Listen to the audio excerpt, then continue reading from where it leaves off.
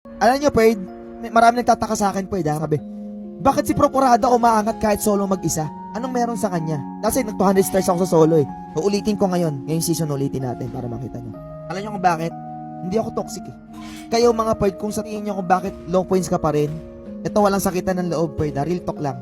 Kasi toxic ka. Ikaw yung tipong, pa nagkamali yung kampi mo, sinisisi mo. Hindi lang nakaretry, sinisisi mo. Hindi ka lang nadalawan, sinisisi mo. Ikaw yung ganun eh. Kung sa tingin mong ganun ka pa, huwag ka magangat ng mataas na points. Hindi ka angat. Bakit? Nang dadaon ka ng tao. Yung kakampi mo mismo, imbis na binuboost mo ang self-conference, anong ginagawa mo? Dinadown mo.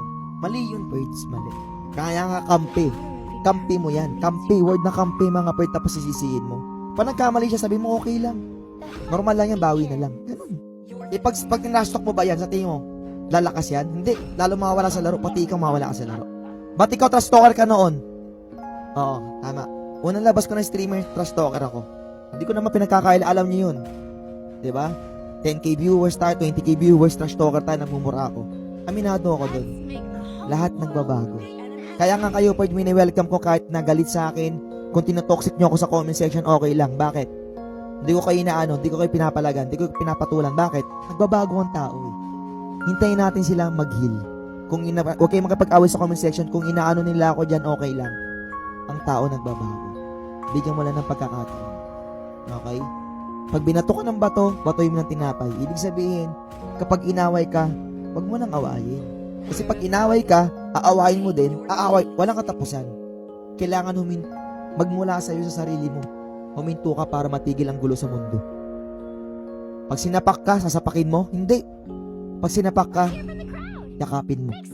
Tapos ang laban. Pag sinapak mo yan, sinapak mo, sapaan kayo hanggang mamaya. Ganun lang. Good vibes lang. Ganun din sa ML. Pag tinashto ka, huwag pansinin. Sabi mo, okay lang, Perds. Lalaban pa rin ako. Ganun lang. Good vibes lang. Okay? Laging tatandaan, i-apply sa buhay, hindi lang sa laro. Ang hindi mahalaga magwagi. Ang mahalaga, ikaw ay nakibahagi. Sa buhay at sa larong ganito, dalawa lang pagpipilian mo. Ang manalo o ang matuto. Baguhin mo mindset mo. Kung mainitin ang ulo mo, huwag ka muna mag-ML. Huwag ka na maglaro, hindi para sa ito. Pero kung mindset mo, Perd, good vibes lang, handa ka matalo, maglaro ka.